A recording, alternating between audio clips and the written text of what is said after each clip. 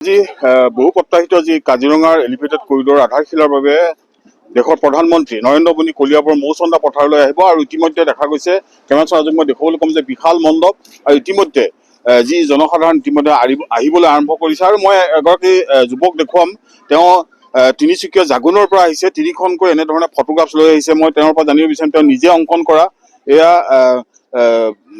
প্ৰধানমন্ত্ৰীৰ ফটোগ্ৰাফ ঠিক একেধৰণে আমাৰ অসমৰ মুখ্যমন্ত্ৰী হিমন্ত বিশ্ব শৰ্মা আৰু কেন্দ্ৰীয় মন্ত্ৰী সৰ্বানন্দ সোণোৱাল মই তেখেতৰ পৰা জানিব বিচাৰিম কি ক'ব যিহেতু আজি প্ৰধানমন্ত্ৰী ডাঙৰীয়া ইয়ালৈ আহিব আপুনি সুদূৰ তিনিচুকীয়া জাগুনৰ পৰা ইয়ালৈ এনেধৰণে এই তিনিখনকৈ ফটোগ্ৰাফ লৈ আহিছে কি ক'ব মই তিনিচুকীয়া জাগুনৰ পৰা আহিছো আজি আমাৰ প্ৰধানমন্ত্ৰী PM ছাৰ আজি আহিব ইয়াত আৰু মই PM ছাৰ CM ছাৰ আৰু আমাৰ সৰ্বানন্দ সোণোৱাল ছাৰক মই গিফ্ট দিবলৈ আহিছো আৰু এইবিলাক পেইণ্টিং বিলাক আমি পলিউশ্যন বিলাক বহুত বেছি হৈ আছে পলিউশ্যন বিলাক বেছি হোৱাৰ কাৰণে আমি এনভাইৰনমেন্ট আমি নিয়ন্ত্ৰণ কৰিবলৈ কাৰণে পৰিৱেশ আমি নিয়ন্ত্ৰণ কৰিবৰ কাৰণে ৱেষ্টেজ প্লাষ্টিক বটল আৰু ৱেষ্টেজ চিপছৰ পেকেট বিলাক যেনে মানুহবিলাকে খাই পেলাই দিয়ে সেইবিলাকৰ পৰা মই অংকন কৰিছো লগতে আজি ইয়াত দিবলৈ মই ইয়াত আহিছো বহুত ভাল লাগিছে কিন্তু বিভিন্ন ধৰণৰ সমস্যাও ইয়াত মানে হৈ আছে এতিয়ালৈকে মই কোনো ধৰণৰ গেটৰ পৰা সোমাবলৈ পোৱা নাই এতিয়ালৈকে লগতে আমি কোনো ধৰণৰ সুবিধাও পোৱা নাই গেটৰ পৰা সোমাবলৈ সেই প্ৰব্লেমবিলাক হৈ আছে এইখিনি নিজে কৰিছে সেইখিনি মই নিজে কৰিছো আৰু এইবিলাক বনাবলৈ মোৰ ষ্টুডেণ্টবিলাকে অলপ হেল্প কৰিছিলে ছাৰ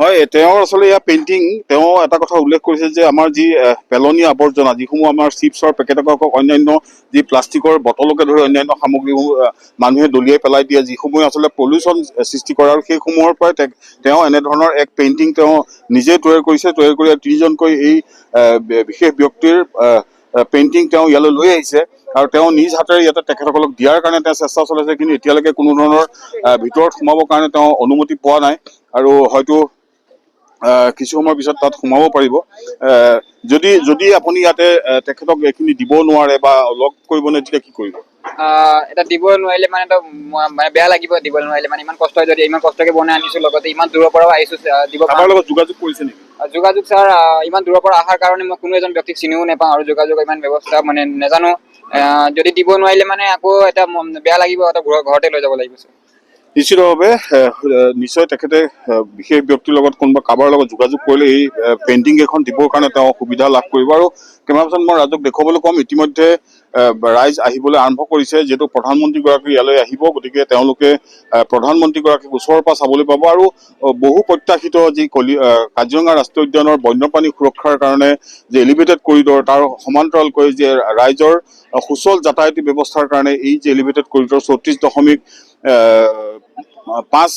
কিলোমিটাৰ দৈৰ্ঘ্যৰ এখন এলিভেটেড কৰিডৰ হ'ব এই মূল যিটো কলিয়াবৰ তিনিআলিৰ পৰা নুমলীগড়লৈকে 86 কিলোমিটাৰ এই প্ৰজেক্টটো যি প্ৰজেক্টত 34.5 কিলোমিটাৰ এলিভেটেড কৰিডৰ থাকিব আৰু ইয়াতে মুঠ 7,000 কোটি টকা প্ৰায় 7,000 কোটি টকা ব্যয় হ'ব আৰু ইতিমধ্যে দেখা গৈছে যে আৰক্ষী বিভাগে কটকটীয়া নিৰাপত্তাৰ ব্যৱস্থা কৰিছে যিহেতু প্ৰধানমন্ত্ৰীগৰাকী আহিব আৰু এয়া মই ইতিমধ্যে কৈছো যে প্ৰধানমন্ত্ৰীৰ অনুষ্ঠানলৈ ৰাইজ আহিবলৈ আৰম্ভ কৰিছে বাইদেউ আজি মিটিঙলৈ আহিছে মিটিঙত আহিছো কওকচোন আমাৰ ভগৱানক চাবলৈ ভগৱানক চাবলৈ আহিছো আজিতো তেওঁ আচলতে যি আমি সদায় ভাবি আছিলো যে এলিভেটেড কৰিডৰ হ'ব তাৰ আজি আধাৰশিলা কৰিবলৈ আহিছে সেইটোৱে আমাৰ গৌৰৱ আমাৰ কলিয়াবৰত যে আহিছে সেইটো আমি মানে বহুত ধন্যবাদ জানাইছো তাক কিন্তু দেখা গৈছে যে এই এলিভেটেড কৰিডৰ আচলতে সকলোৱে বিচাৰে সকলোৱে কৰিব বিচাৰে সেই সময়তে দেখা গৈছে কিন্তু কংগ্ৰেছৰ যিগৰাকী নেতা গৌৰৱ গগৈয়ে এইটোক বিৰোধিতা কৰিছে গৌৰৱ গগৈৰ কাম গৌৰৱ গগৈ কৰি আছে আমাৰ কাম আমি দেখাই আছো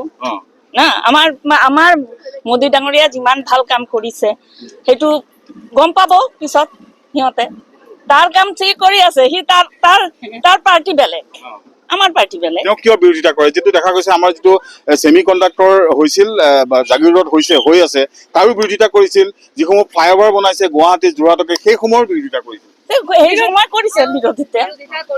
কাৰণ তেওঁ একো কৰিব পৰা নাই যে তেওঁতো এখানে জ্বলন তেওঁৰ একো কৰিব পৰা নাই আজিলৈকে যিমান চাকৰি দিছে চৰকাৰী চাকৰি সব পইচা লৈ দিছে আমি ভালকে জানো চৰকাৰী ঘৰ বিলাক দিছে পইচা লৈ কংগ্ৰেছে দালাল ৰাখি থৈছে এতিয়া যে মোদী চৰকাৰৰ যিমান বিজেপি চৰকাৰে যিমান মানুহক দি আছে সেয়া দেখি মানে সিহঁতে নিজৰ মানে কামিয়াব হ'ব নোৱাৰাৰ কাৰণে সিহঁতৰ মানে সেইটো জ্বলনত মানে সিহঁতে সেইখিনি বিৰোধিতা কৰি আছে আৰু ভগৱান চাব আহিছো ভগৱান দেখা নাই যে মোদী ডাঙৰীয়াৰ কাৰণে ভগৱান হয় মোদী ডাঙৰ আমাৰ কাৰণে ভগৱান। কিন্তু আজি গৌৰৱ গগৈ ইয়াৰ বিৰোধিতা কৰিছে এলিভেটেড সেইটো কৰিবই, বিৰোধীৰ কামেই বিৰোধিতা কৰা, নহলেতো বিৰোধী হব কেনেকে?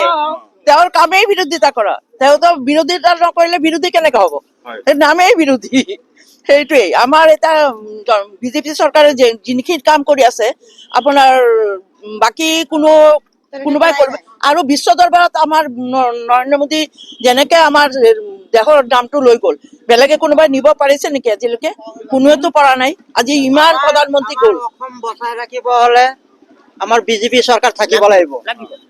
আমাৰ অইন চৰকাৰ আমি বুজি নাপাওঁ, চিনি নাপাওঁ। আমাৰ বিজেপিয়ে বহুত উন্নতি কৰিছে, বহুত ভাল কাম কৰিছে, আমি বিজেপিয়ে চিনি পাওঁ। আৰু তেওঁলোকে বিৰোধিতা কৰি যাব। বিৰোধীটো তাহাঁতে কৰি থাকক, আমি সেই বিৰোধী আমি মানি নাথাকো, আমি ধৰি নাৰাখো। আমাৰ বিজেপি চৰকাৰে লাগিব। বাংলাদেশী আমাৰ কথা সাপোৰ্টাৰ আৰু মেইন ডাঙৰ সমস্যা আমাৰ আজিলৈকে কোনো চৰকাৰে যিটো সমস্যা সমাধান কৰিব পৰা নাই, যিটো মানে এতিয়া আমাৰ বিজেপি চৰকাৰে কৰি আছে, বিদেশীসকলক বহিষ্কাৰ কৰা, ইয়াতকে আৰু ডাঙৰ কাম আমাৰ কাৰণে হ'ব নোৱাৰে।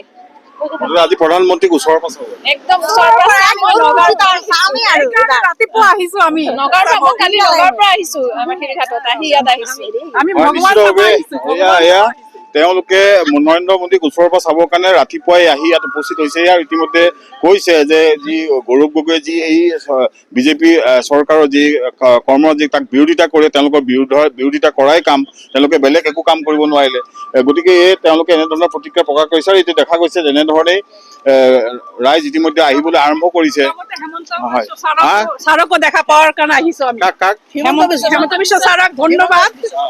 হিমন্ত বিশ্ব শৰ্মাকো লগতে ধন্যবাদ জনাইছো। তেওঁ যে ইমান হেৰিছে, ইমান কাম কৰিছে কাৰণে তেওঁকো আমাক ধন্যবাদ জনাইছো। হিমন্ত বিশ্ব শৰ্মাৰ নিচিনা আজিলৈকে আমি নেতা পোৱা নাই।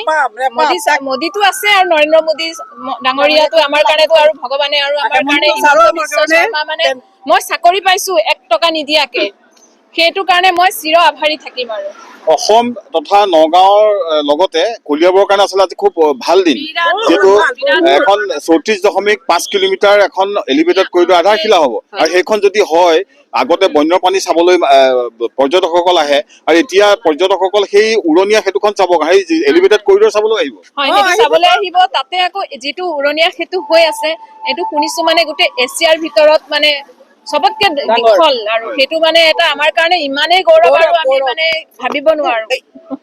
হয়, নিশ্চিতভাৱে এয়া এনেধৰণে তেওঁলোকৰ মনৰ কথা তেওঁলোকে ব্যক্ত কৰিছে। আৰু এয়া এনেধৰণে মই ইতিমধ্যে কৈছো যে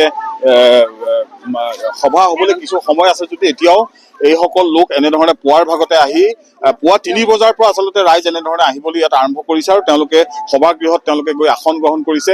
তেওঁলোকৰ এটাই লক্ষ্য যে দেশৰ প্ৰধানমন্ত্ৰীগৰাকীক তেওঁলোকে ওচৰৰ পৰা দেখা পাব, আৰু ওচৰৰ পৰা দেখা গৈ তেওঁলোকে প্ৰধানমন্ত্ৰীৰ যি উন্নয়নমূলক কাম তাক তেওঁলোকে সঁহাৰি জনাই যাব।